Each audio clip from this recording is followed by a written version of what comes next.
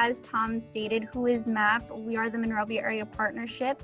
Our program started in 2006, and part of our Mapp program is the Map-edu meetings, community meetings, and these are to educate the community on varying topics that are trending throughout the community to get more information and updates. And as you guys can see, we're doing it virtually now, but we are excited to be able to still provide you guys with great information. So I'll go ahead and get started with the introductions. So welcome to virtual Map-edu community meeting. This is your Mapp team. I am Alex Akopian and I'm your Neighborhood Services Program Coordinator. We also have here Sheila Spicer-Batiste, who is our Neighborhood and Businesses Services Division Manager. And we also have Lauren Davidsmeyer, our Neighborhood Services Administrative Assistant. And all together, we are your Mapp team. So now we're gonna move ahead with today's agenda and what to expect from this meeting. From 11:05 to 11:10, that's gonna be me, and I'm gonna give you some Mapp updates and some upcoming events, and then go into some speaker introductions. And then from 11:10 to 11:15, we're gonna have our invocation by Chaplain Brown. And then from 11:15 to 11:30, you're gonna meet some of your new police officers, Officer Park and Perez. And then from 11:30 to 12:15, we're gonna have Mayor Tom Adams give some insight into our Monrovia Ad Hoc Committee on Equity and Inclusion, and then other varying community updates that he may have. And then you'll have an opportunity to get some questions and answers from him. And then from 12:15 to 12:30, we're gonna have a quick Q&A with our city manager, Dylan FEIK. And then we're gonna have from 12:30 to 12:45, our Neighborhood Services Admin Assistant, Lauren Davidsmeyer, gives some Mapp leader announcements, some Mapp leader birthdays that we need to celebrate, and then also go into some raffles. And then we'll see you next time at our next virtual Map-edu in November. So now that brings me to Chaplain Brown, and he's gonna give us a quick invocation for this meeting. Good morning. Let us pray. Heavenly Father, we come before you in the spirit of praise, worship, and thanksgiving. Ever grateful for your love, support, and compassion, gracefully extended upon our beloved city. Thank you for blessing our city with virtues that strengthens, builds, and unite us. Virtues that truly exemplify the power of community, effective communication, and teamwork. So on today, I pray that what is shared during this time not only informs us, but inspires us to continue to learn, to grow, to share, to believe, to hope, and the ideal that we are truly better together. Monrovia united, Monrovia resilient, and Monrovia strong. In your glorious name we pray, amen. So now, moving forward with some upcoming virtual Mapp events. We have our Mapp Youth and Adult Leadership Academies coming up. The Youth Leadership Academy will go from September 9th to the 28th, and it will be on Wednesdays from 3:30 to 5 p.m. And the Adult Leadership Academy will go from September 10th to October 29th on Thursdays from 7 to 9 p.m.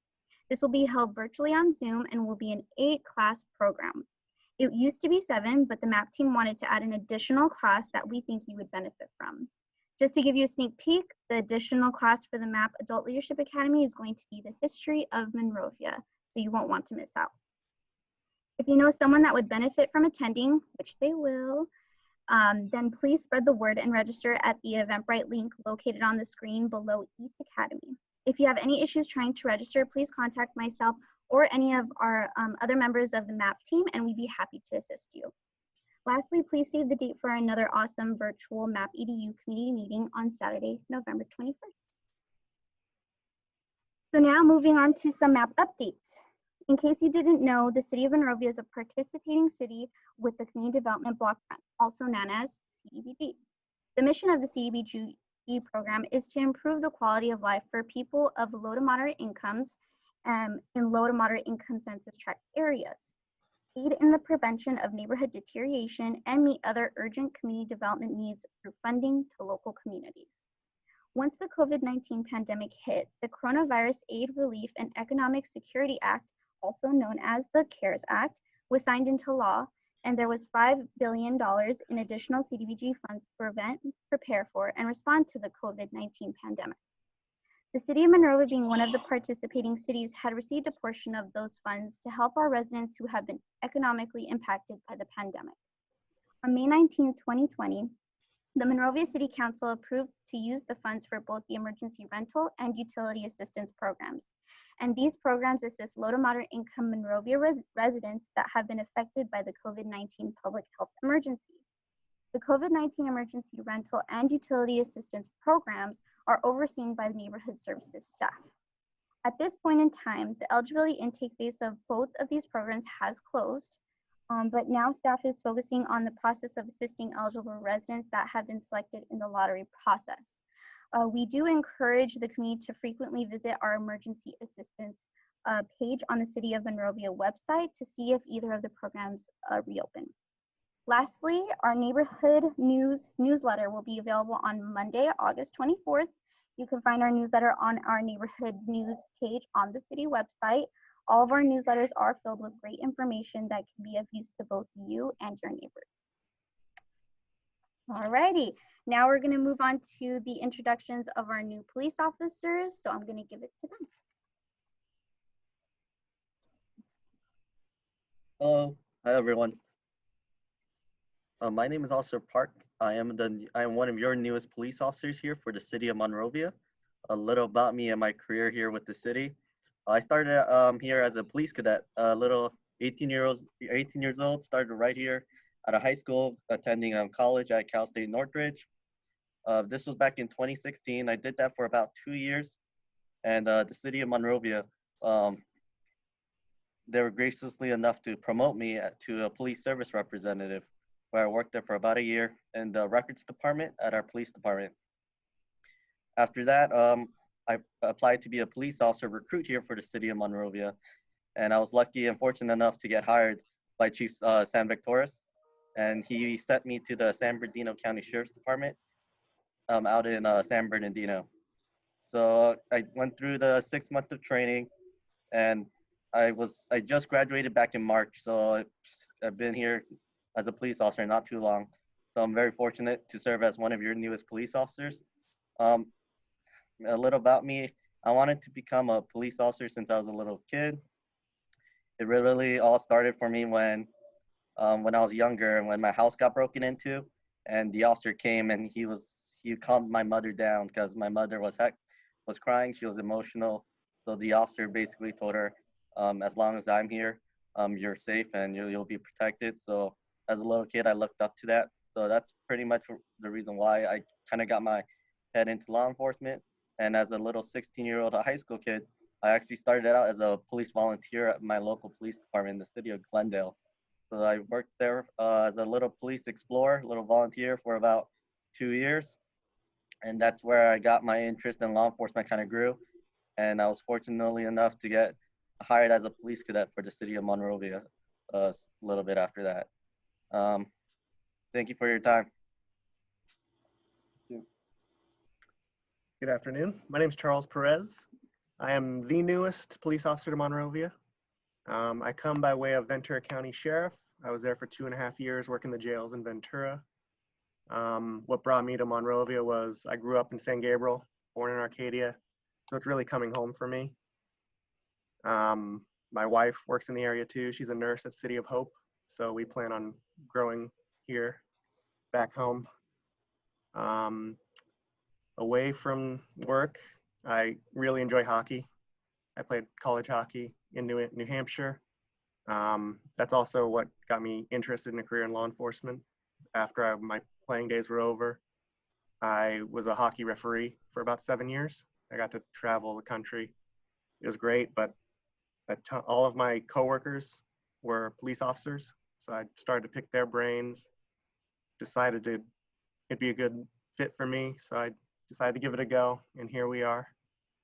Been married about a year, no kids, but hopefully it'll change soon. I'm just very happy to be here. One of the things that made me choose Monrovia was the relationship they have with the community. Literally everyone I asked about the police department here in Monrovia, they had nothing but good things to say about them. So I'm really happy to be part of that family now. It's nice meeting you. Thank you. And just for anyone who is new to our Map-edu meetings, also previously known as our quarterly meetings, we always like to invite our police officers out to come and get to know our community, and then that way you guys can get to know them on a more personal level and know the person behind the uniform. So just an FYI. Now, we're gonna be going on to Mayor Tom Adams. So he's going to give us some insight into the Monrovia Ad Hoc Committee on Equity and Inclusion. Just an FYI, for the questions and answers portion for Tom Adams, you can submit those questions to the Q&A box as you see here on the screen. So you could submit them there, and then at the end, when it's time for him to do some questions and answers, he'll be able to do that for you guys. Tom, take it away. Well, thank you, Alex. Of course. I'm looking at that photo and I'm thinking that must have been a pre-COVID-19 haircut, because it just... It still looks good. It still looks good. Anyways, before I go to talk about our committee, I just wanted to remind everyone about wearing your masks. Anytime you're out and about, please put one on. Whether you believe it or not, they certainly will not hurt you.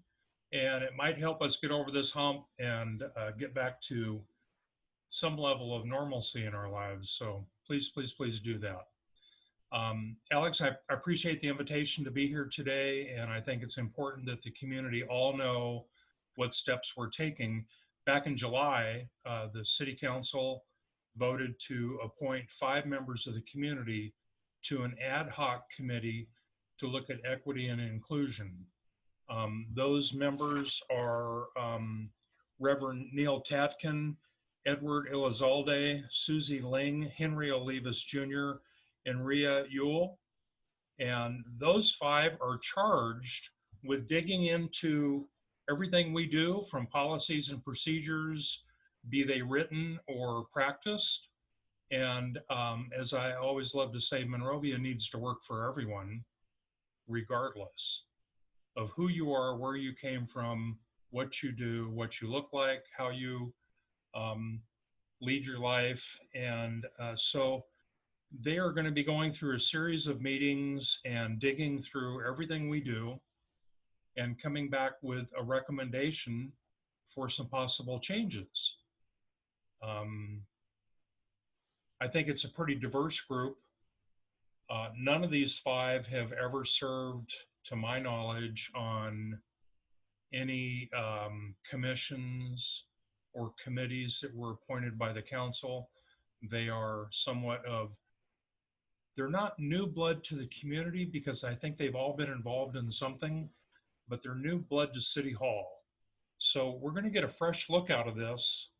And again, I really appreciate the diversity that the council put together on this. What's fascinating is that we don't, as a council, get to discuss these things because of the Brown Act. So we didn't get to chime in with each other to decide who was going to pick who. Yet when you look at the diversity of the group, I think we came together with a pretty darn good group of people that are not at all afraid to challenge things, which is what we want them to do. I mean, we don't want people going in there and just saying everything's fine.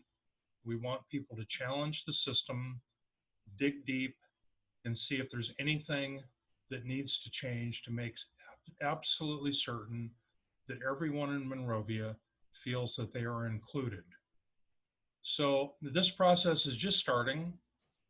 Admittedly, COVID-19 has put a little hiccup in how we might normally do an ad hoc committee. But I think we're all getting a little more comfortable with technology and how to make sure that we can still get the people's work done by way of Zoom and a variety of other ways. I know the committee has had, I believe, is it 2 meetings now, Dylan? Yeah, 2 meetings. They've met with the department heads. They've had an opportunity to come together as a group. And this won't happen overnight. This is going to be a long look. because we've got a lot of history we need to dig through.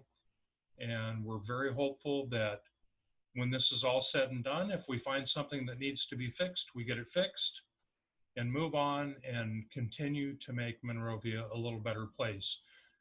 You know, our nation has gone through a lot of changes over many years.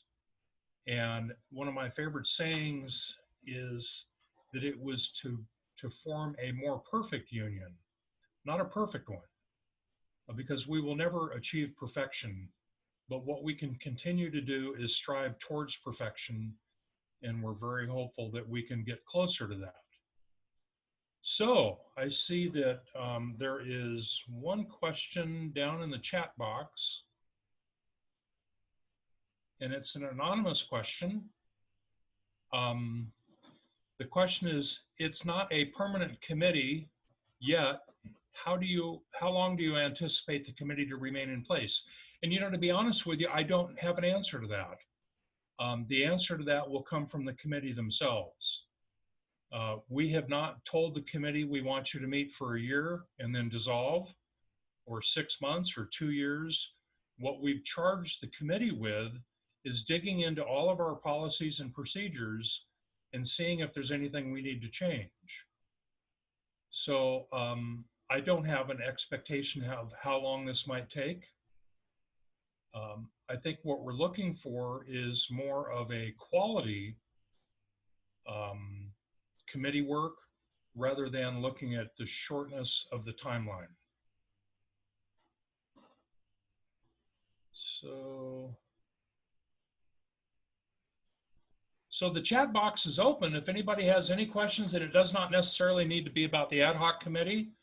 If anybody has any questions about anything, I'm all ears, and I always love to engage the community.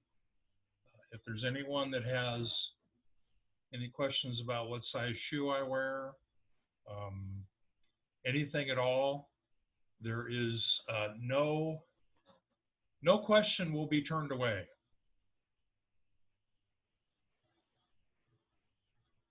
Well, it's kind of a quiet group today. I think we have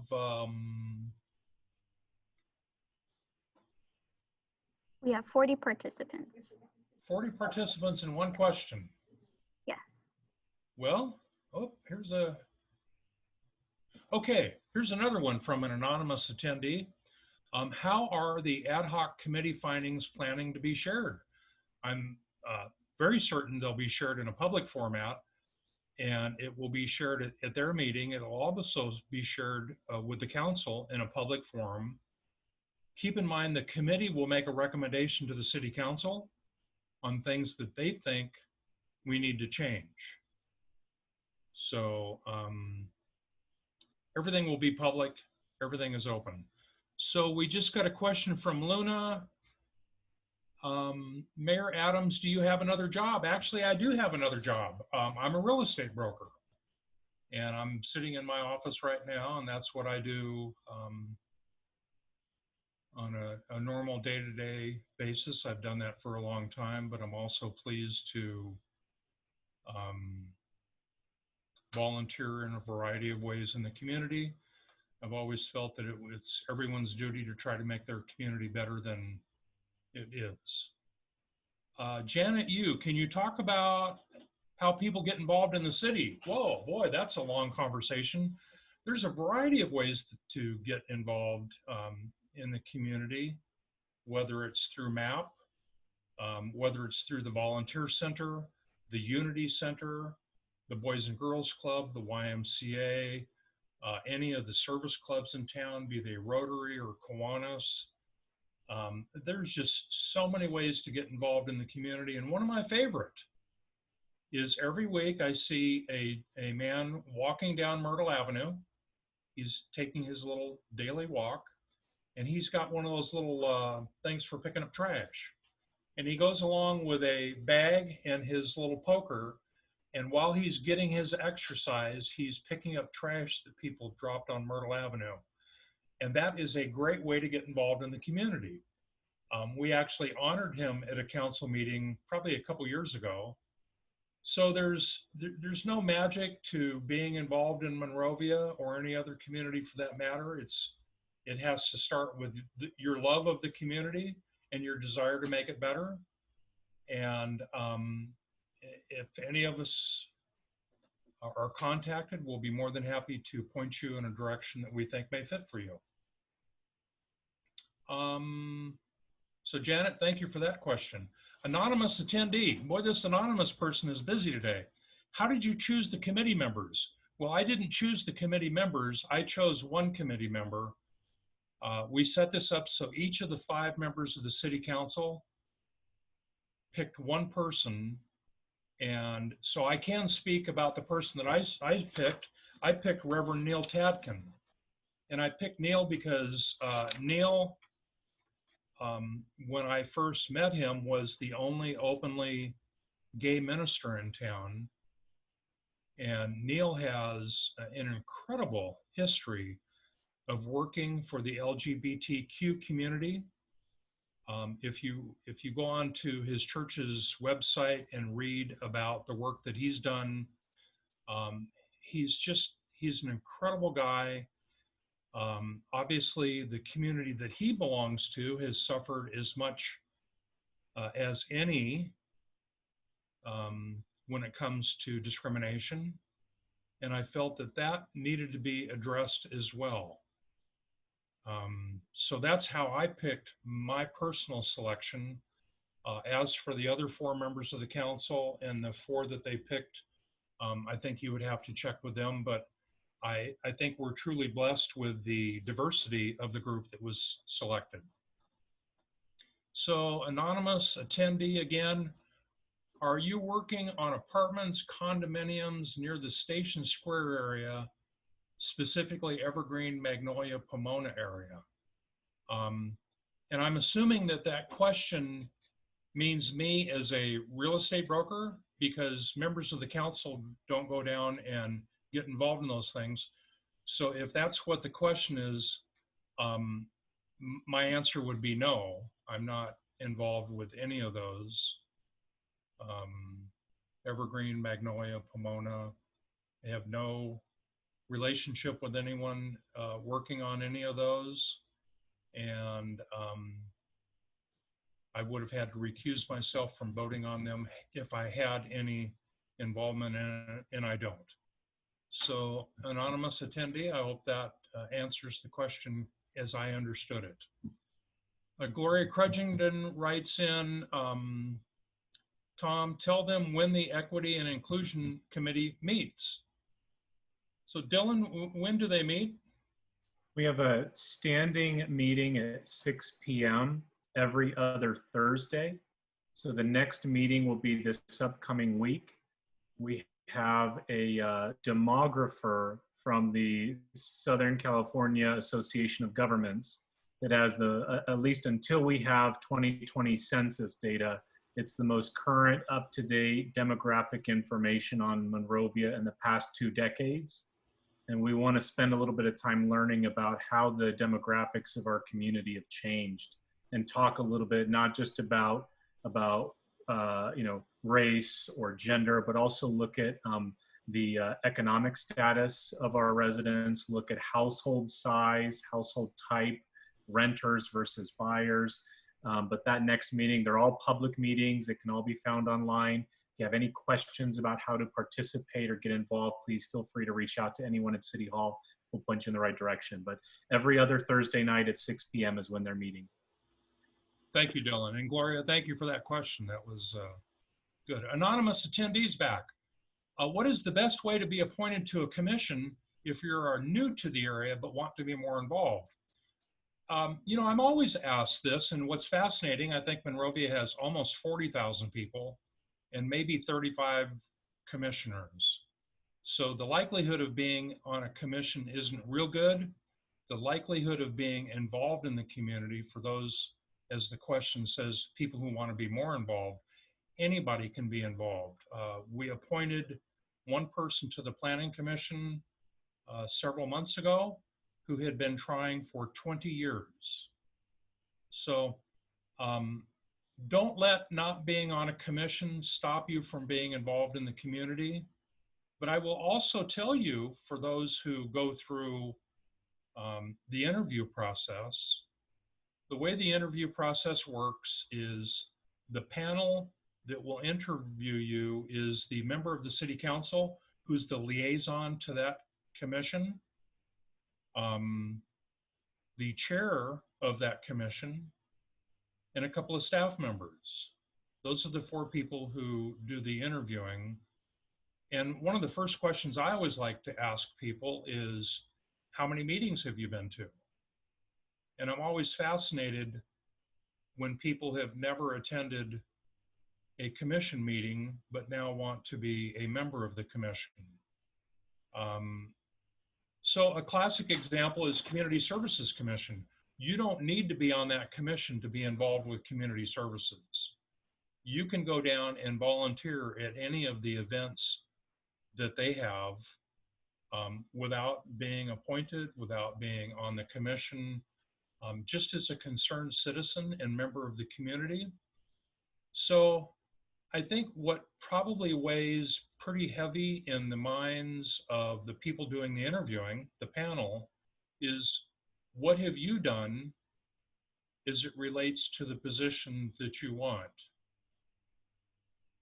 If you want to be on the library board, what have you done? Do you do any tutoring down at the library? Do you do any volunteering down at the library? What do you do to try to make the library better before you decide that you want to run it? So I hope that answers the question. But if you're new to the community and you want to get more involved, I wouldn't even try to get on a commission. What I would try to do is get involved in the community. And at some point, when you get really involved in something, people will take notice of you and someone will ask you, hey, you know, you've really been getting involved in all of this. Have you ever considered trying to get on the commission? So give that a shot. I hope that helps. And Anonymous has another question.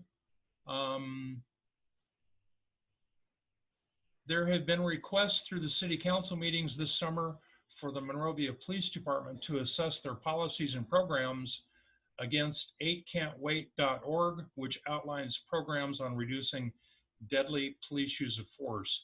Is the MPD doing an assessment against those policies? I believe they are. I believe that they were probably far ahead of the pack on most of those policies before 8can'twait came along. Keep in mind, Monrovia was kind of the leader in community-based policing. And I think part of the reason that Monrovia has such a great relationship between our police department and our community is that they have already been out in front of most of this. Again, there's no perfect police department and there's no perfect community, but I think they do a great job of trying to be involved with the community. And I think they are always checking themselves. But another thing that the ad hoc committee will be looking at are those very things. Is there something on our policies where we're missing the mark? So the council's very well aware of it. The ad hoc committee is well aware of it. I know the police chief and the city manager are always double checking everything that we do, and we hope to continue to improve it. Okay, Anonymous again, what is the city doing to support our schools during distance learning? You know, distance learning just kind of started, so I'm not sure that we've made a lot of change, but I will tell you that we meet regularly with the school folks. Matter of fact, the president of the school board and I had a series of weekly televised events down at K-Gym to try to keep the community informed. And we have been over backwards to try to help our schools. A lot of the things that we do as a school safety officer, the crossing guards, we're trying to find out a way that we can perhaps do a little funding support for them. It gets to be a little bit of a challenge because their legal boundaries are different than our legal boundaries, but we're reaching out to them on a regular basis. Okay, Joseph Warren, hi, Tom. Do you see yourself develop Monrovia in the long run? Joseph, I'm not quite sure what that means. Do you see yourself develop Monrovia in the long run? Joseph, if you could type that back in, maybe with a little clarity, I'd love to answer it. Betty Thomas, did a specific council member suggest the ad hoc committee? I think Councilman Spicer did, if I remember correctly. You know, I'm very fond of that old saying, you get a lot more done if you don't care who gets the credit. So I tend to not focus too much on all of that, but I'm pretty sure it was Larry Spicer. Thank you, Betty. Good to see you. Anonymous is back. Can the public attend the meetings and provide input? The public can attend the meetings, and every public meeting has a place for oral communication. But one thing you shouldn't try to do is try to become the 6th, 7th, 8th, 9th, 10th member of the committee. So we'll let the committee do their job. The community always has an opportunity to provide input, and I hope that answers their question. Anonymous again, who came up with the ad hoc committee? It says BLM. Actually, I think it was Larry Spicer, but you can check with him and he might be able to help you out on that. Homeless are scattered around the Gold Line area and Station Square Park. Is there anything the police can do to remove them? So there's a couple things going on down by Station Square. Part of that is the city of Monrovia and part of it's not. The new train depot and the tracks and all of that are controlled by LA County. So you will frequently, if you ride the Gold Line, you'll see LA County sheriffs policing that area, and it's their duty and charge to take care of that. As far as the old depot and the park, that's the city of Monrovia, and there are several court rulings that would lead us to understand that homeless people have a right to exist on public property, but there are times that we can have them move, not remove, but move if there's an event or something. So Anonymous is back again. And Anonymous says, that's great to hear about the assessment by MPD and their policies. When will those findings be completed and shared with the community? So I'll go back to our ad hoc committee. We don't have a timeline on that. And we were hesitant to put a timeline that says, and you have to have everything done in a year, because I think what we would prefer to have is a quality report rather than a quick report. So be patient. These things take time. We're asking volunteers to give up of their time to help make Monrovia a better place, and we'll move it along as quickly as we can. Okay, Kate Kennedy, speaking of haircuts, do you have any information, Kate, I need one, do you have any information or time frame for the reopening of hair salons? By the way, I really like your longer COVID hair. You know, so does my wife. I hate it, but don't mean to be vain or shallow here, but those of us with short colored hair have really been having a hard time of it. Thanks for all you do. Thank you, Kate. No, I don't have any idea when hair salons will be opening, but I think there's a change coming. So the first thing everyone needs to understand is that Monrovia, let me back up a little bit.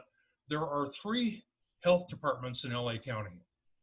The city of Pasadena has their own health department. The city of Long Beach has their own health department. And the rest of us belong to the Los Angeles County Health Department. So when the health officer for Los Angeles County issues an order, Monrovia has to follow that.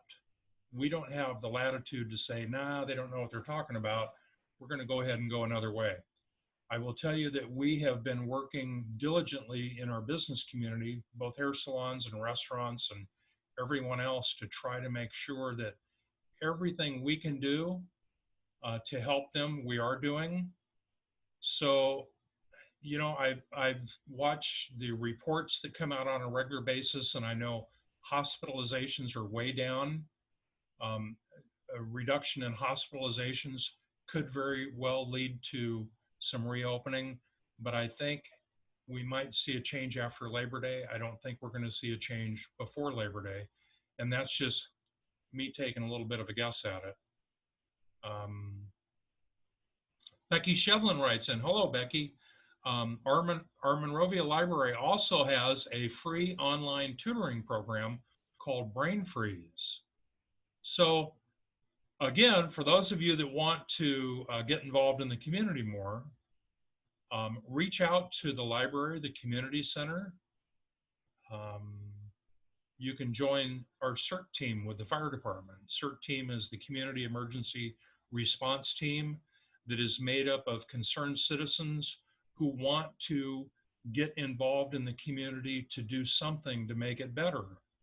And you know, if you send in an application to be on a commission, but you haven't done anything else to get involved in the community, you might want to take a step back and try to do something else first, because there's a multitude of ways to get involved in Monrovia.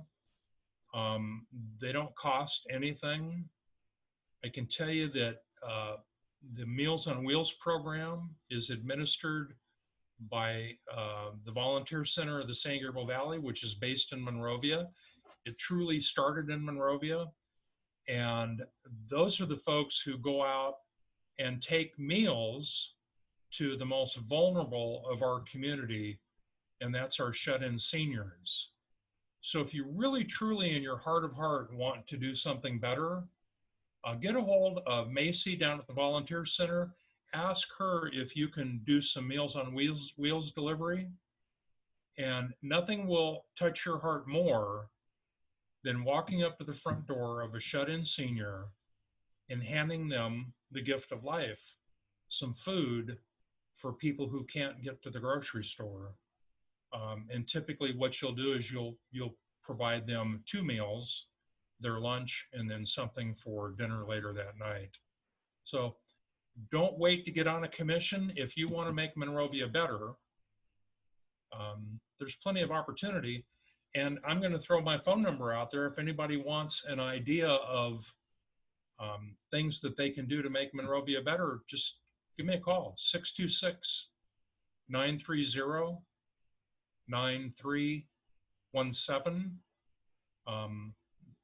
My phone line is always open, and if I can help point someone in the right direction to get more involved in the community, I look at the council and how much each member of the council has done long before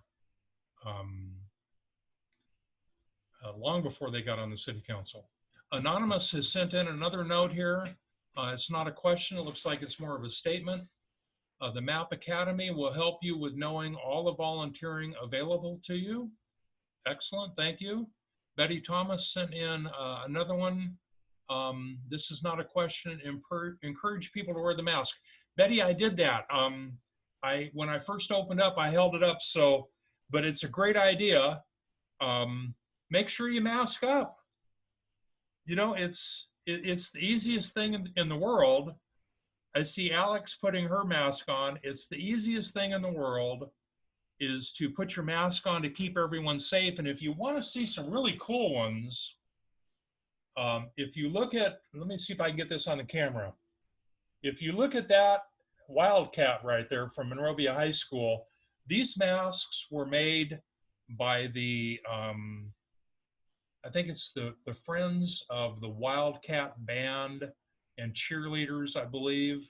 They're a little tight for me because my head's a little longer than this mask was made for, but you can't really get better than right there. Community spirit, I think you can get these for, Larry Spicer's laughing at me now. You can't get any more community spirit than walking around with your Wildcat on your mask. So Betty Thomas, thank you for that. Okay, Galaxy A10E says, with the recent fires in our area, what is being done to curtail the flying of drones, compromising the safety of our first responders in the community? And that's a really good question, because flying drones, particularly when there's fire traffic in the air, is against the law. And we've seen accidents because of them.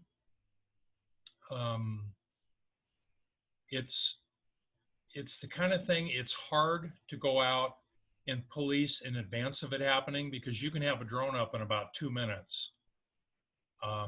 But I know everyone that has one knows that they're not supposed to. And the larger CAL FIRE and all of those organizations try to put the word out on a regular basis that they shouldn't be doing that. Donna Baker, good morning, Donna, how are you? Is there anything that can be done when people have parties and or large gatherings during this time of social distancing? Absolutely there is. I'm not aware of any of that has been going on in Monrovia. If you are, Donna, would you please give us a call? You've got my number, call me, call the police department. Those are illegal. And you may have seen on the news that the city of Los Angeles is turning off power to people who ignore those rules. So social distancing is so important. Wear your mask. Don't shake hands. Make sure you sanitize your hands right here. I carry one of those in my pocket, one in my car, one on my desk here at the office, a couple at home. So do that. Larry Spicer writes, so sorry to see Sheila leaving us. Well, I'll tell you what, this is a blow. For those that have maybe not heard, Sheila is leaving the city of Monrovia. She will be sorely missed, and that is a big, big pair of shoes to fill. I'll tell you, Sheila has just done such an amazing job in Monrovia. And she's such a treat to work with that whoever fills that position is going to have a tough, tough time. So if you get a chance to see Sheila, send her a note, call, wave. And oh, here she is. Hey, Sheila, give us a wave. So Sheila, why don't you unmute yourself and say hi to everybody.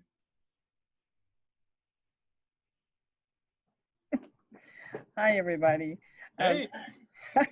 Thank you, John, for the kind words. And when he says big shoes, it's not just because I wear size 10, but I think that's maybe why he said it. But just to let you know that I'm going to be around for a while. And leaving doesn't mean that I'm leaving. I will always be a part of this community. I've been so blessed to be a part of, over the last 38 years, there's tremendous growth in this city. I often tell people that when I first started working here, I was young, and of course I was paying bills, and I said it was a job. It was a job, but then I learned that I was a servant of this community, and by serving this community, I can make a difference, myself, and also partner with all of you to make a difference. So I just want to say it's just been an honor, and I'll always be around and part of the city, and can always be counted on. And just because August 31st is my official last day, it won't be. I'll be around, and I'll be around until, my replacement, who I always say people are here for a season, who will do a great job, and kind of help them get to know Monrovia. So thank you all. Yeah, I'll be here. Thank you. All right. Stay cool. I just noticed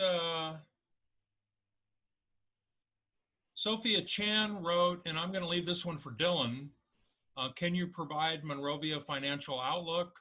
On the receiving side, what financial relief, if any, is Monrovia getting from government? On the payable side, what relief is, or is the city giving to individuals and businesses? I think Dylan will have more details on that. Another comment about my haircut.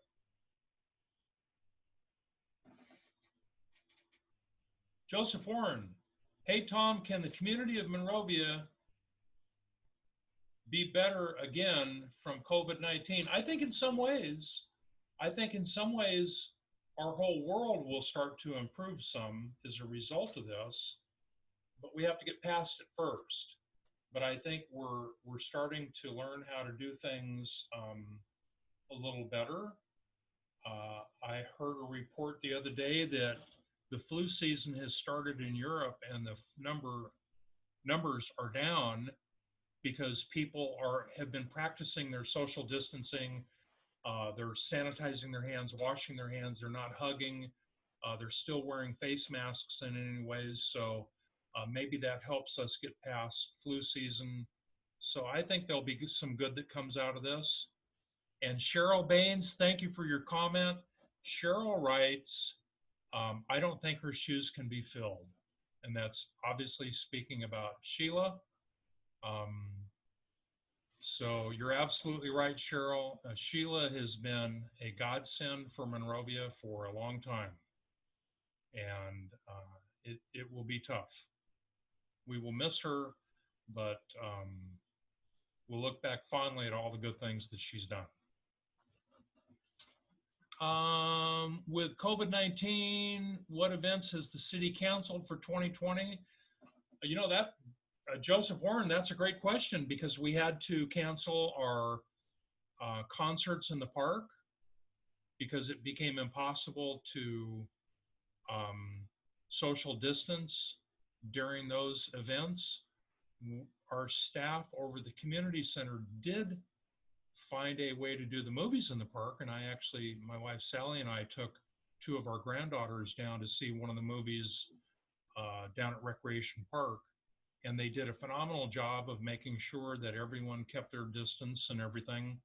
But there's just been a bunch of events that have had to be canceled and will continue to be canceled until this is over. Donna Baker, curious to know how many city staff have been furloughed, and has the furloughing been done across the board or just recreation staff? And I'm going to leave that for Dylan to answer. I don't get involved in the day-to-day staffing issues, but keep in mind that a lot of our staff is actually, most of our staff is still working very hard, if not harder. And I'm very proud to tell you, I get calls, and I got a call yesterday from someone who just finished a major addition and remodel on their house. And they called me to say thank you because Evan has done such a phenomenal job for them. And it's interesting how some folks try to turn everything negative. And you know that old saying about how fast bad news travels and the difference in good news. So our staff has been able to try to change things to a degree, and some of it has been, well, take a picture and text it to me. So instead of the inspector driving out to the work site, masking up, the homeowner masking up, social distancing, to look at one simple thing, take a picture and send it to me. So Evan has done an incredible job. It's amazing how well everything is working. It's all working differently. Our library staff is working. You can't go in the library, but you can still get books. Our planning staff is still working. They're still having DRC meetings. They're doing them virtually. They're still having all of the public meetings are still taking place. The city council and all of our staff is still meeting publicly. So, and Donna Baker just wrote, Evan is amazing. Thank you for that, Donna. I appreciate it. Kind words are always appreciated. But when we miss the mark, and occasionally we do, we like to hear about that too. So don't hesitate to let us know how we're doing. Our goal, I know the entire council's goal, and I know the entire staff's goal from Dylan on down, is to continue to make Monrovia more perfect, just like our nation. Not perfect, but more perfect. So Lois Gaston just wrote, what a loss for Monrovia. She's outstanding. Each year she helps Doherty with the Route 66 parade. Why is Sheila leaving? Well, Lois, I'll let you ask Sheila why she's leaving. All I know is that Sheila is considerably younger than I am, and I haven't retired. So I always feel funny when people younger than me are retiring, but I think she is, Lois. I think she's hit that mark. And then Donna wrote, Dylan didn't answer my question. Let me see if I can find what that question was. Tom, I'll make sure and get to it. It was the Okay. question about furloughs. Oh, okay. Anonymous attendee, Mayor Adams, when you get the chance, can you repeat your phone number again? The sound muffled. I'm sorry. So, so this is my direct dial line, area code 626-930-9317. And Alex, can you put that as a message out to everyone, just in case it didn't come through clear? I know sometimes. Sure. Thank you. Yes, definitely. I'm going to be sending the presentation to everyone who attended and signed up to attend the webinar, and I'll also include that information with your phone number. Great. And Donna, I see your comment about furloughed staff. Dylan's well aware of that. And see, we're going to be switching. They're going to be cutting me out, and they're going to be putting the big boss in. So he's going to answer all the really tough questions because you're welcome, Donna. Thank you. You know, as you all know, that the city council are like big volunteers. We work on a very limited part-time basis. We act, someone is the board of directors, as a company might, and Dylan, our city manager, acts very much like a CEO of a corporation would. So there's only two people that the city council hires. We hire the city manager and we hire the city attorney. Every other employee for the city of Monrovia is hired by Dylan. So whether it's police, fire, public works, the Map team, they all are hired by Dylan. And there's an important reason for that.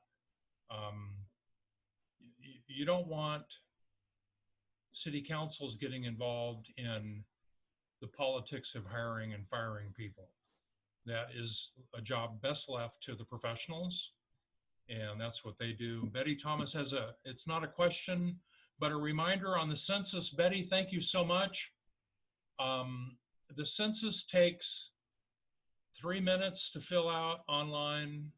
It is one of the most important things we do, and we do it once every 10 years, and that will determine how much federal funding we get.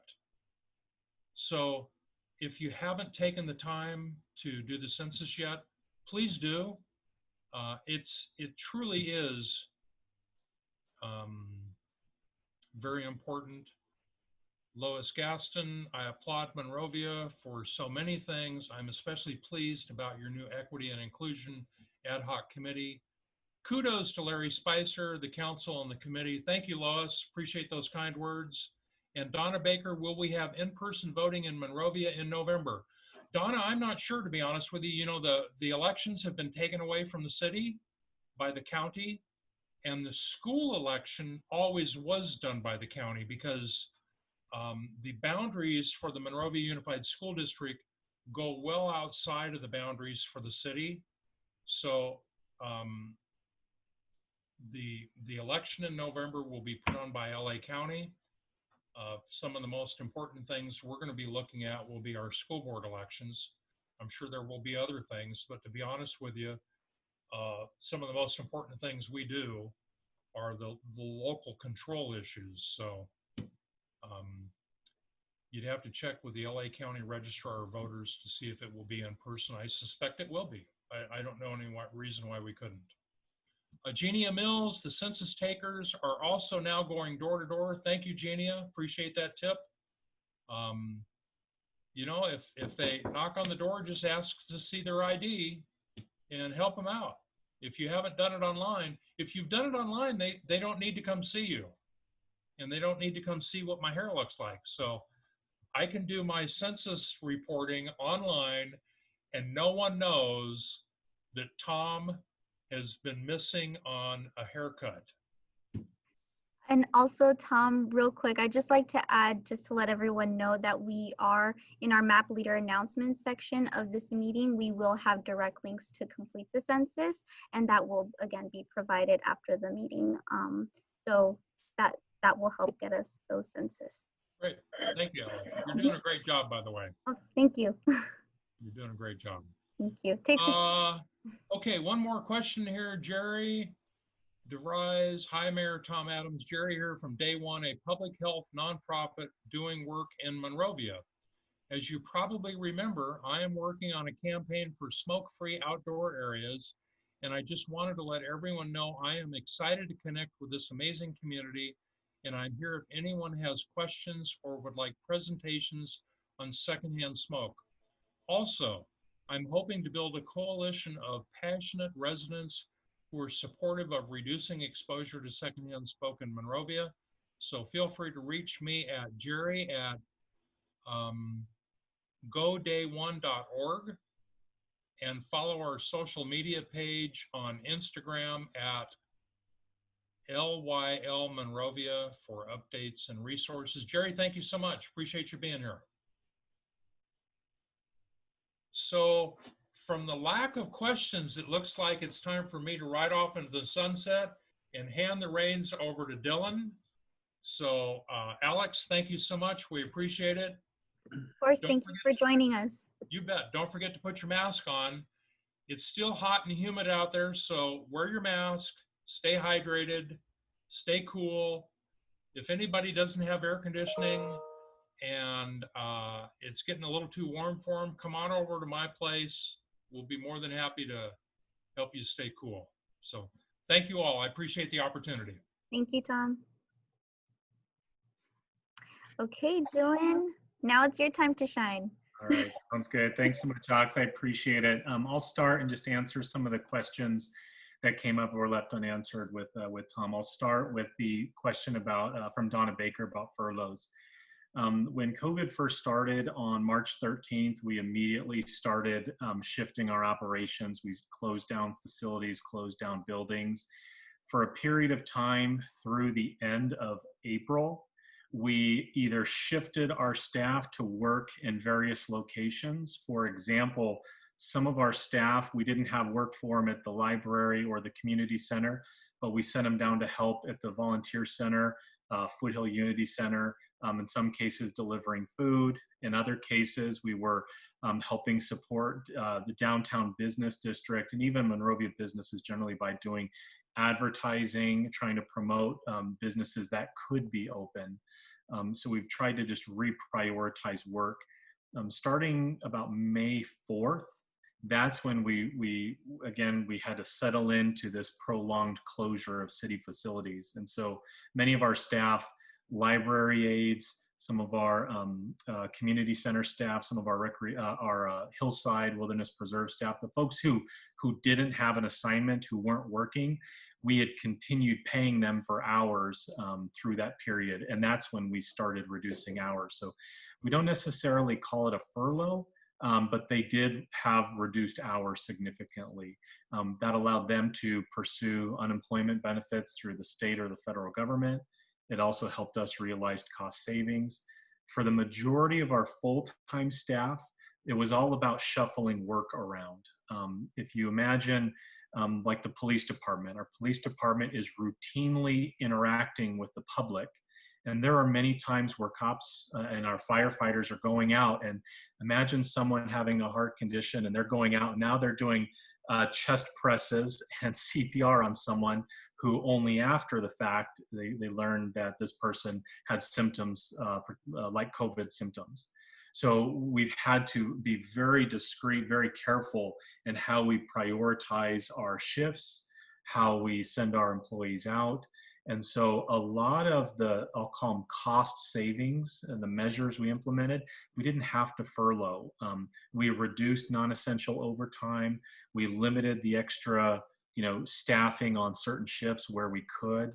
For a while, we saw call volumes go down. There were times where people normally would call 911 and get an ambulance to come out to their house, where they weren't doing that because they didn't want someone to come into their home and maybe expose them to COVID-19. So we were, it was kind of a wild time, but essentially we didn't have to furlough full-time permanent staff.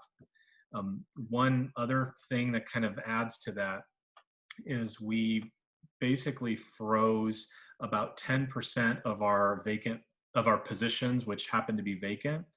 So, the city has at any given time about 220 to 240 full-time positions, but we've got 20 positions which are frozen, and they're fully salaried, fully benefited, and we're holding all those dollars over here, not filling them right now. And so that was one of the key ways we were able to weather the significant reduction in our revenues. It was about $2.6 million in revenue loss that we saw. And so by making those decisions, we were able to reduce our expenses pretty quickly, but we didn't have to do full-on furloughs across the board. I hope that answers your question, Donna. I'll keep my eye on the Q&A or the chat box, and feel free to reach out if there's other questions that you might have. Similar to that one, there was a question by Sophia Chan about, can you provide the Monrovia financial outlook? On the receiving side, what financial relief, if any, are we getting from the government? On the payable side, what relief are we providing to individuals and businesses? So I'll start with what we get. The state adopted a budget which takes a portion of the state CARES Act, the federal relief, as about $500 million, and apportions it across the state. Unfortunately, the way that Sacramento typically works, some cities got a per capita rate of about $12 per resident, like Monrovia. The largest cities got about $90 per resident, like Los Angeles, San Francisco, Oakland, so on and so forth. So we are on the receiving end of about $500,000. And that is money that we get just from the state's portion of the CARES Act. So it definitely helps us weather the storm and get through this financially. And it is tied to certain things like your police and fire response costs, your additional cleaning measures, anything related to COVID-19 is basically eligible. And we expect to blow right through that and spend all that money. So that's the primary money that we've received. In terms of what we've received that we can apportion out to residents or businesses, we haven't received any funding yet. That is money we can use towards our businesses. And so a lot of the relief you see, the Paycheck Protection Plan, there's other state and local grants, a lot of that stuff is federal dollars that either go to the state of California or it goes to the county of Los Angeles. But because Monrovia, we haven't received a dollar. So unfortunately, we haven't been able to provide any of that money directly to businesses. The work we've done has been much more about advocacy. We've been very, as loud as we can possibly be as a small city, trying to get, permission to open businesses. We want to see salons open. We want to see them operating safely with various cleaning measures. But we've done a lot of reaching out, a lot of advocacy to try and get permission for certain businesses to open. On the individual side, we have received a little bit of money that is in the form of what you referred to earlier, Alex, Community Development Block Grant funding, about $130,000, which we are able to give out in rental assistance, in utility bill assistance. We even shared some of the money with some of our local nonprofits who are serving meals and providing services to vulnerable and needy members of our community. So whatever money we're getting, we're trying to fast track through it. I will say, back to supporting businesses, one thing I'm really happy about is our outdoor dining expansion. You've noticed there's about 25 businesses in Monrovia that have expanded their commercial activities, whatever they are, outdoors. And we've done that as a way to try and give them the ability to operate when they're required to be closed on the inside. no indoor dining allowed, certain operations can happen. So we're trying to give them much more ability to be outdoors. We're not charging any fees. We're fast tracking permits to get them open as quickly as we can. The city isn't paying the cost to do that. We're just trying to get all the hurdles and barriers out of the way so we're not an obstacle for the businesses who need it right now. So that's one thing we're trying to do. I'm actually really hopeful that the expanded outdoor dining becomes something we see in perpetuity. I think it's great.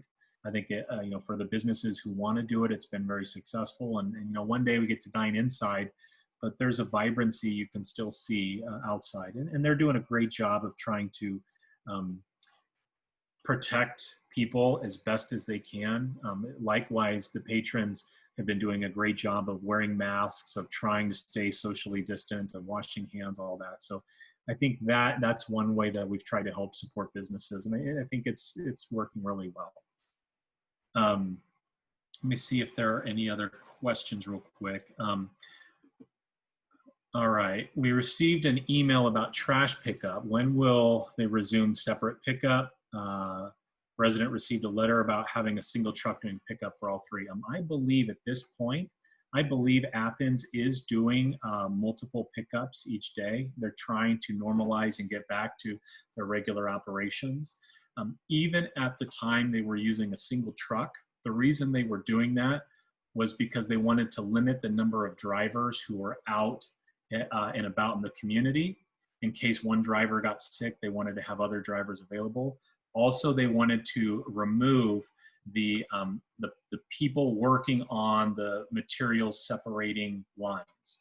And they wanted to go to just a complete and only mechanical separation. They already had a mechanical separation, but they removed the people from it. And so it's a little bit less precise because you had machines and humans, and now it was just the machines doing it.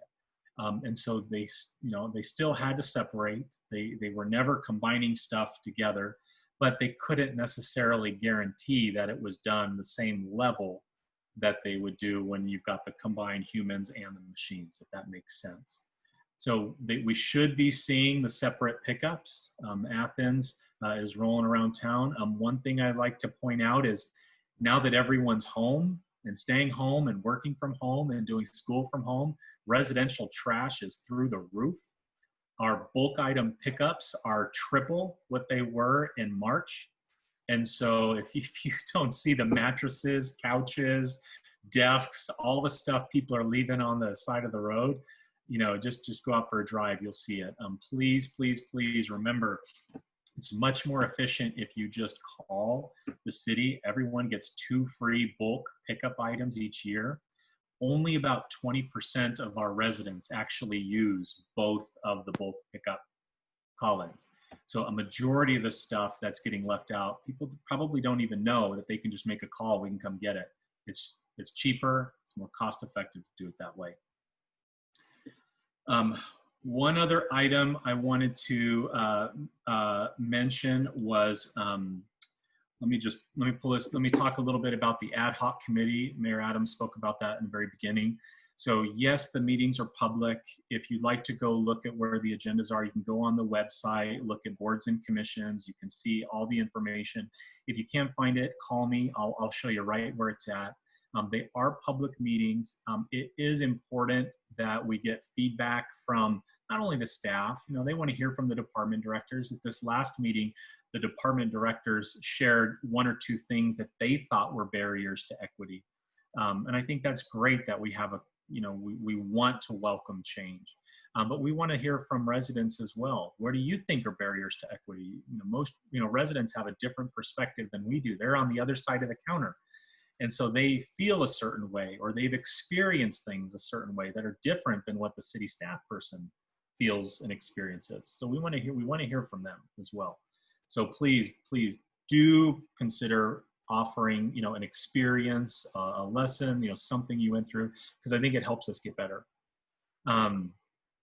The meetings are public. The way the timeline works is the committee will provide kind of a status report in October, and we scheduled a final report to come to council in January of 2021. However, we did leave it open to where if they need more time, they can take more time. But the council wanted to make sure that two things happen. One, this stays in front of council. This is a priority. We want to know what we can do better. But second, if we need more time to determine that, let's take more time. So there is a clear timeline. The committee is very passionate about it. They have their work cut out for them. They're great. They have a lot of homework, but they're already asking great questions and getting a better feel for how we do things at the city. So that's a little bit about the ad hoc committee. The one item I want to talk about real quick, and then I'm going to get to a question here on the Q&A. One item I want to talk about is the 8 can't wait measure. If that was talked about a little bit ago, and then a question was asked, what kind of reforms, policies are we looking at right now and into the future?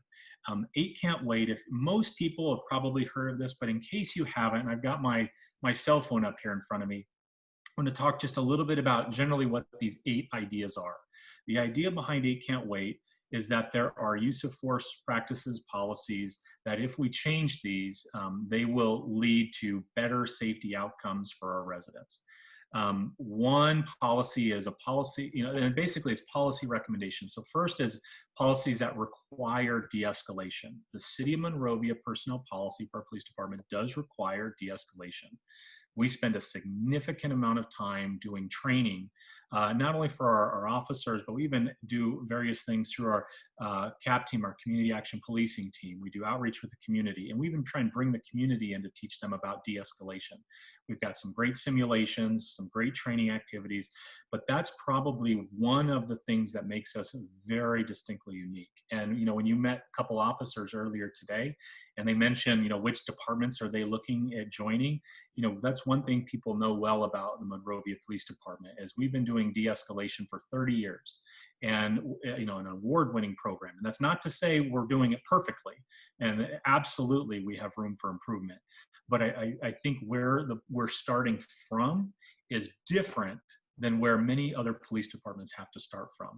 And so we do require de-escalation by policy. The duty to intervene.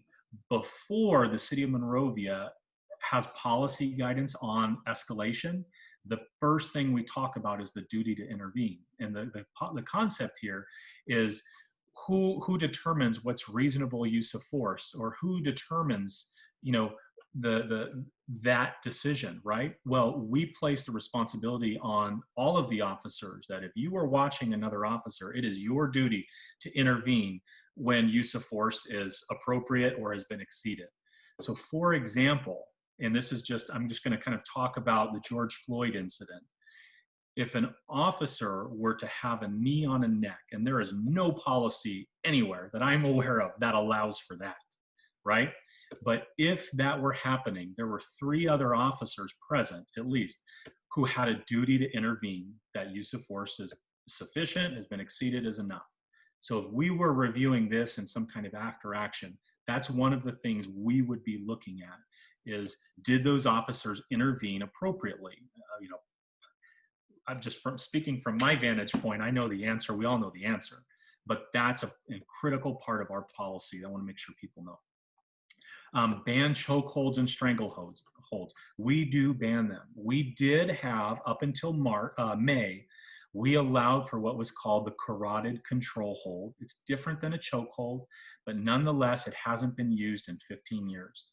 And so it was very easy. Our chief basically pulled it from the policy. It's no longer an approved practice. It is not allowed in our policy. Requires warning before shooting. Our policy does not require it before shooting. Now, we do strongly urge and suggest it, but it doesn't require it. And let me just share a personal example. If anyone wants to watch an interesting video, look up Riley Jarecki, Napa County Sheriff. She was an officer we hired for the city of Calistoga when I worked there and went on to work for the county. And she was involved in a traffic stop late one night.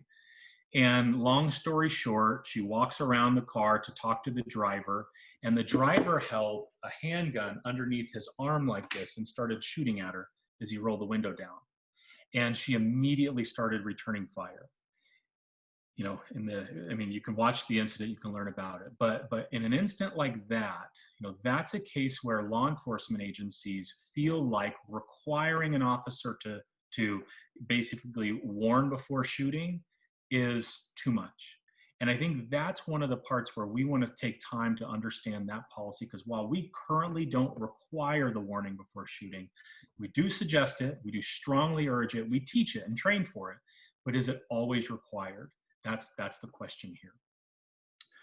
Bans shooting at moving vehicles, similar to the one before. We don't ban shooting at moving vehicles. We strongly suggest against it. It is very dangerous, but we're trusting the officers to sometimes determine if there is greater threat to people around, to, you know, to other officers, do they allow for shooting? So that's one where, again, we strongly discourage it, strongly recommend against it. We haven't had it happen in many years. I don't know that we've ever had it happen, but at least the last time a Monrovia police officer shot a firearm in the line of duty was more than 15 years ago. And that's when one of our own officers had been shot in the face and in the upper body when they were trying to apprehend a rapist who was making his way through backyards. That was the last time that a Monrovia Police Department discharged a firearm in the line of duty. Exhaust alternatives before shooting. You know, this one is, again, we absolutely, as part of our de-escalation continuum, we do recommend all of kinds of alternatives before use of a firearm in the department. And I think it just goes to show these last several decades where we haven't had to use a firearm, you know, just kind of verifies the training that we do. Hopefully is doing what it's intended to do, what it's designed to do. Use of force continuum, as I said, we do have a use of force continuum. We want to see progressive use of force before you just jump to, you know, drawing your firearm. And then comprehensive force reporting. So we do track our use of force. And we report it annually. One of the things that we want to look at is use of force is a spectrum, right? There's this excessive or extreme, or, you know, the stuff that you see on the front page of the paper, but there's also use of force where when an officer has to, you know, grab someone's arm and pull it behind the back to put him in handcuffs, or has to, you know, try and control someone who is, you know, flailing and angry. That's a use of force, and we document that. And so what we're talking about now is how do we make that more transparent and more readily available. And should that become more transparent and readily available to the community? Now, most people don't care if you're having to grab someone's arm and put it behind their back, but maybe they do.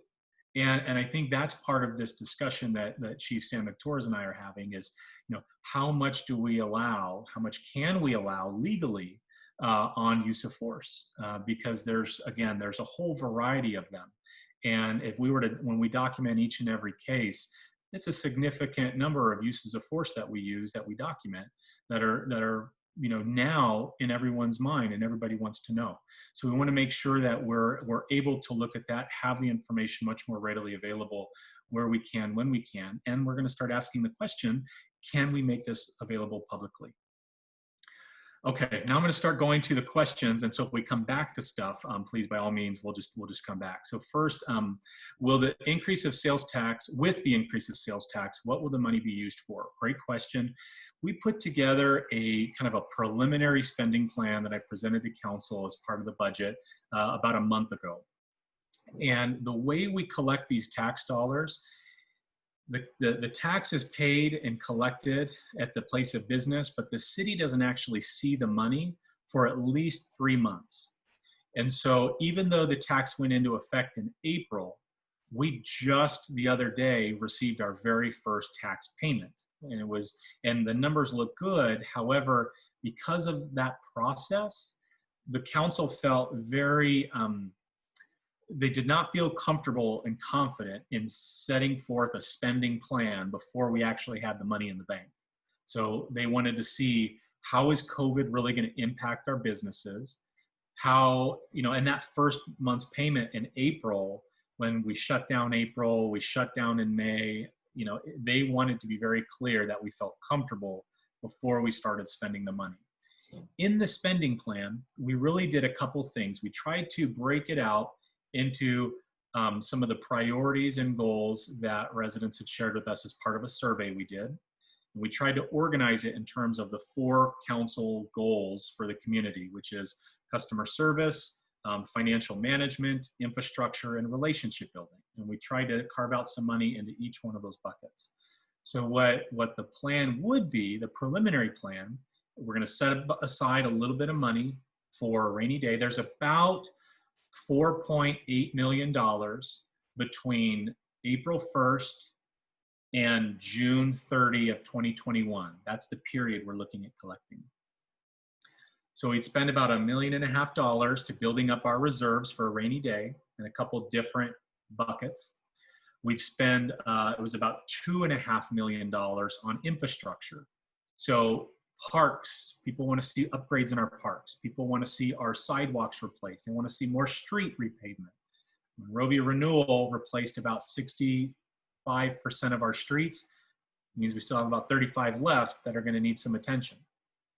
And I don't remember, you have to excuse me, I don't remember the exact numbers on the relationships, and the other one was infrastructure, relationships. I can't remember the other bucket now. Financial management, relationships. Anyway, we had money that we set aside. We want to do things that improve, customer service was the other one. Customer service and relationships. We want to set money aside into doing some more programs and activities, so looking to partner with people a lot like we did with, whether it's Mountainside Communion, where we're doing a community garden program. We want to set aside a little bit of money because there's some great ideas. Last couple weeks ago, I met with a resident who wanted to see, basically looking at going to native planting in your yards. Could we get to some kind of landscape program where people aren't just putting in lush green grass and irrigating, but some kind of water conservation and some kind of native California planting program? I thought it was a great idea. And we want to be looking at doing partnerships like that continue to build and enhance the quality of life here in Monrovia. So for the time being, we're not committed to spending the money just yet. We want to make sure and start counting the money to see how it comes in according to our forecast. Rideshare has been challenging, understandably. Monrovia was great partnering with Lyft prior to the pandemic. What is the rideshare direction now? Well, holy cow, this last week was crazy, right? So if you're all not familiar, there was a legislative act passed a while ago called AB5, and that basically reclassified gig workers or these contract individuals as employees of these rideshare companies. And so, between legal, efforts, it came up to like the 11th hour that this past week, Lyft said they were going to shut down all of their California operations if a stay on a court order wasn't extended until November, when Californians are going to weigh in on Proposition 22, which essentially exempts Lyft and rideshare from this law. So what that meant for us is we were getting ready to shut down the whole, for Lyft to shut down their entire platform. We're not just talking Go Monrovia, but no longer offer rideshare in Monrovia. Unfortunately, a judge came in and issued the stay.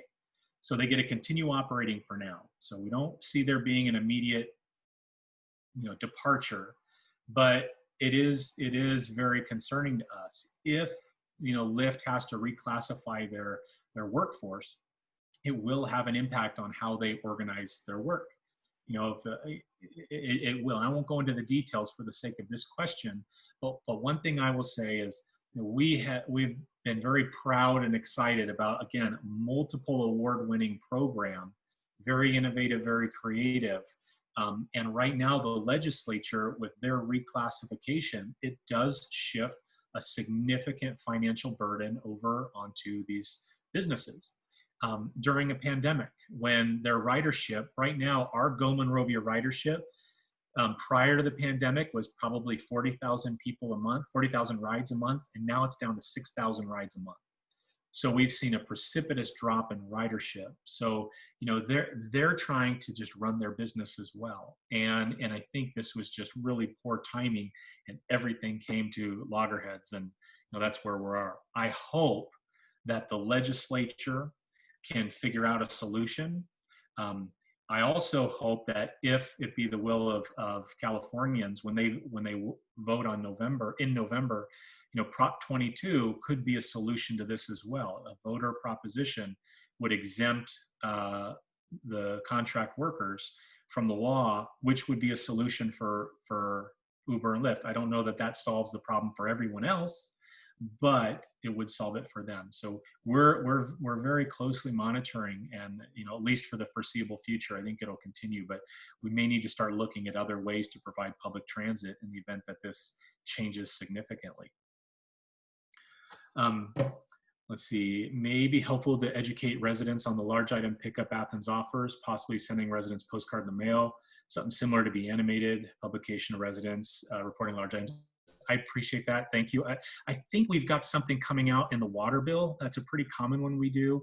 We also have a program where you get entered in for a drawing for a $50 gift card here in Monrovia. We try to do as much as we can to educate and do outreach, but it also takes a continued education and outreach. Sometimes people forget.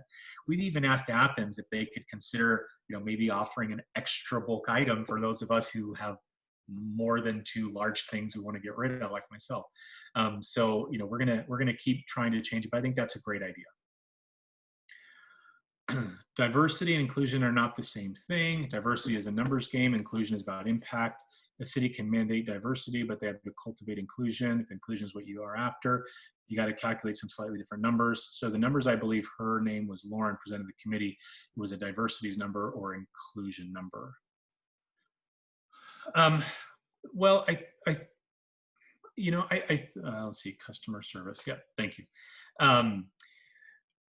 Whether diversity and inclusion, I'm not I won't speak to the definitions of the two. The committee had wanted to pick a name for itself, and they wanted to include both of those words, the ad hoc committee on diversity and inclusion, on equity and inclusion. So diversity and inclusion, I think you're right. I think diversity is very different than inclusion. And I think at the end of the day, there's a lot of people who feel like, their voices aren't heard or they haven't been included. Because, when you look at the city of Monrovia's workforce, I would say based on just the demographics, we're a diverse workforce. But do people feel like we're an inclusive workforce, whether that be our employees or even our residents feel like we include them when it comes to policy making, to governance, to establishing programs? One of the questions asked last week was, how do we pick capital projects?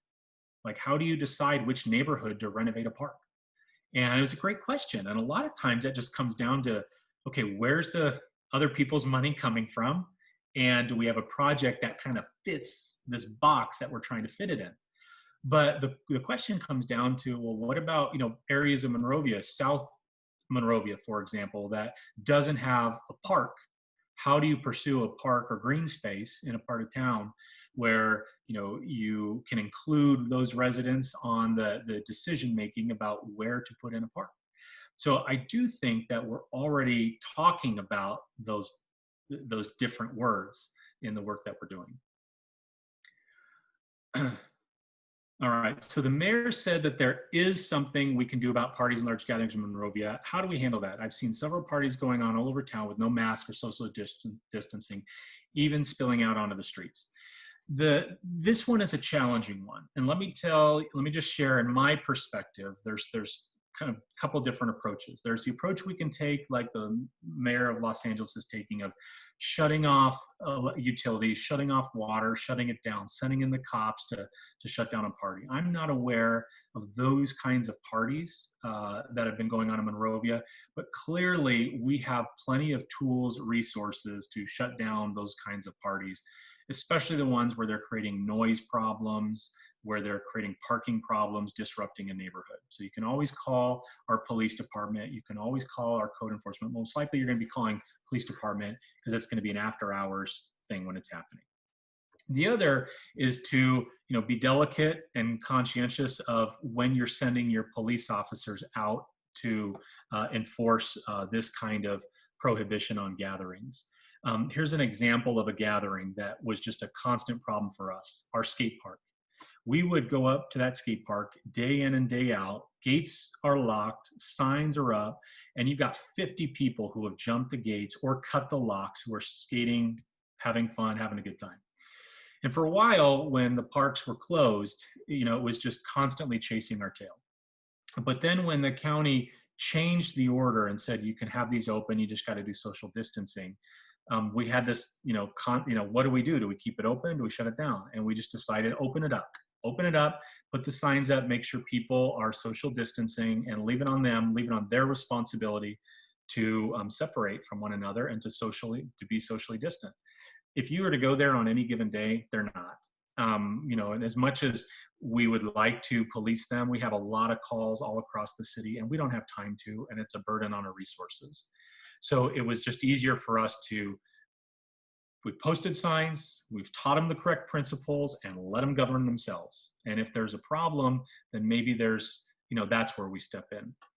On some of the gatherings, if you see that people are gathering in their homes and they're, blocking the streets, they're setting, got a lot loud parties, call us, because that shouldn't be happening right now. It's illegal right now.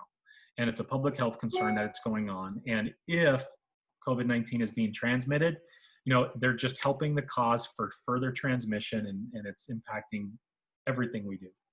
But I'd also say that, when I came home from a bike ride today, there was a family that had signs posted outside and were having a birthday party for an 11-year-old child. And I won't tell you where it was at, but to me, it's like, well, I'm not going to be the neighbor and being the manager and knowing what the rules are. I just decided I wasn't going to call. I wasn't going to bother them, even though they shouldn't be having the party. I think what's the right answer? And that's just my honest question, is what's the right answer? And we've even had times where some of our business owners have said, I'm not shutting down. And do we go in and we stick that, red tag up on the door? Do we come in and shut them down? Or do we educate them, tell them what the rules are, and, continue to encourage them to do the right thing? Because, at the end of COVID-19, one thing I want people to look at the city and feel like we did our best, like we were trying to be part of the solution, like we were looking out for public health. And I feel like they can say that. So I just want to share that piece about, that's one of the constant challenges we have. The only one bigger than that is the masks. Some people won't wear masks. And we've been, we've talked about, do we issue citations? Do we issue fines? What does that do for the public trust in their government if we're sending our cops out or our code enforcement officers out to cite people for not wearing masks? It's a tough one. It's a tough role to be in. And so we've just constantly focused on education, share the information, make masks more readily available so they can have them if they want, encourage the businesses to require it. That's kind of the approach that we've taken. So I hope that one answers the question. I don't see any more questions currently, but is there anything else? Nobody else has anything to ask Dylan? I don't see any more questions being submitted. I would just add, I saw in the chat box earlier, someone asked a question about salons. Unfortunately, I don't have any good informational update on salons on when they could reopen. I can tell you that I've sent probably 3 separate letters to the county. We also speak directly with Supervisor Barger's office. Sometimes the political pressure is better for the county health officer. We've been pushing as hard as we can. Basically, the way we want to see our business community endure during the pandemic is there's a safety protocol for everything. Just do the best you can to get those safety protocols as clear, as concise as you can, county health department, and let the businesses run. Let them do their thing. Trust them to do the right thing. And we as a city, we'll do the outreach and interactions. We'll go, talk to businesses who aren't doing social distancing and hey, you got to get this right, or you're going to have to get shut down. County health officers will show up and they can close down a business pretty quick if needed. But that's kind of been the MO is, let's establish the safety protocols, make it well known that we're living in a pandemic. There's no guaranteed safety here, but do the best that we can and learn how to live with a nasty virus here in our midst. And we've seen some incremental changes over the last 6 months, and we want to see more. So hopefully they're not too far out. Similar, we'd love to see indoor dining come back sometime soon. I don't know. I have no knowledge. Originally, that was going to be a 3-week extension, and it's been indefinite for a while. So I'm not sure when that one happens either. All right, I do have another question. What is the city doing to control mosquito infestation in the city? It's interesting, like mosquitoes. So I moved up to north side of Monrovia. I'm up on Normbega, and people told me how crazy it was with the bears here. And I've been kind of excited and kind of love the bears. Like it's really cool. It's those darn mosquitoes that are driving me bonkers. I heard they have a nickname called ankle biters, which is totally true. These things go for the ankle and you don't feel it until they're like 20 minutes gone. So we've had a couple calls with the San Gabriel Valley Mosquito and Vector Control District. We're going to be looking at doing another presentation with them, kind of like the one we did a few weeks ago of the Living with Wildlife, where we invited Fish and Wildlife to come in and talk about living with bears. We want to do the same thing with mosquitoes. We have done a lot of things unconsciously to promote, I'll call it mosquito habitat. We have, citrusy plants in our yards. We have standing water in our yards. When people are irrigating and their sprinkler systems are overflowing onto the roads and setting up these little pooled water areas, these current invasive mosquitoes, I don't remember the name, they can lay their eggs in just a teeny smidge of water. And these things just continue growing. And so, 20 years ago, mosquitoes were not a thing in San Gabriel Valley or in Los Angeles County, and they're a big deal now. There's no quick fix. No, we can't just spray and see them gone away. I think it's going to take more of a kind of a long-term approach. And I think it starts with educating people about, what they're doing, what they can do better. Maybe it's, kind of like what we've done with the bears, of making sure that, we have resources for people who want to learn how to live with the bears. We're going to have to figure something like that out with mosquitoes, but I tell you what, they're nasty. Does the city have an emergency plan in place for wildfires that residents can access, and can a preparedness plan be sent out to residents? So we do have an emergency action plan. It can be sent out. I'll include it in one of my upcoming city manager updates. So if you don't subscribe to that, I'd encourage you to, but I'll make sure and we'll push that out, or Alex, I can make sure and get it to you so you can forward it on to everybody. We do have evacuation plans. What's interesting is how evacuations, at least in my experience, it's good to have a plan, but sometimes it seems like those plans have been irrelevant for the situation. So when I was up in Napa County, for example, we had an evacuation plan, but then when a massive fire and fire complex came through the area and burned over all of the exit roads in and around the community, like the strategy was moot, because we didn't have anywhere to send people. We didn't have roads to use. We had to use a much more focused approach on how we evacuated the town, and we had to evacuate the city. Likewise, we have an evacuation plan right now, but we also have a pandemic in our midst. And so we've talked, myself and the fire chief have talked about how does an evacuation plan work when we have to also use and account for social distancing and account for a pandemic, not just for human population, where normally we send them to an evacuation center, we send them to a site where they can get in lines and get food or get cell service.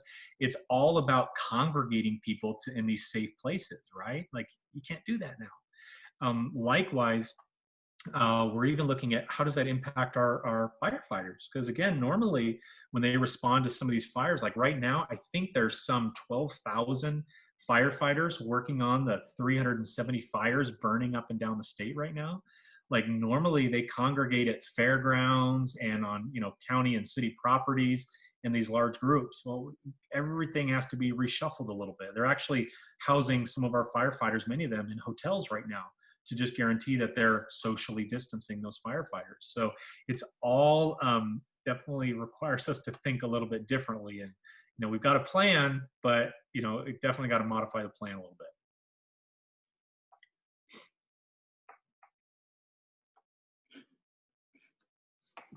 All right, I think those are all the questions for me, Alex. If any, oh, let's see, one more question.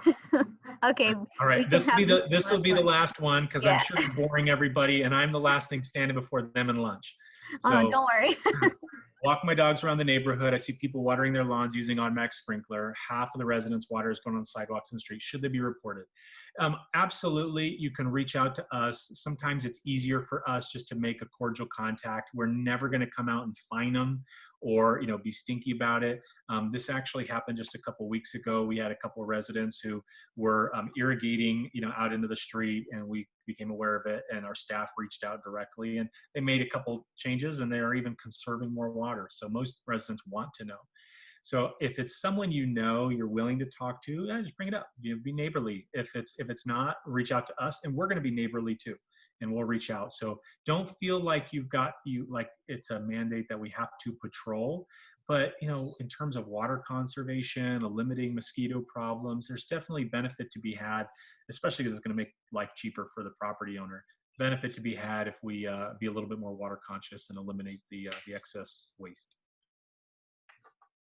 Great.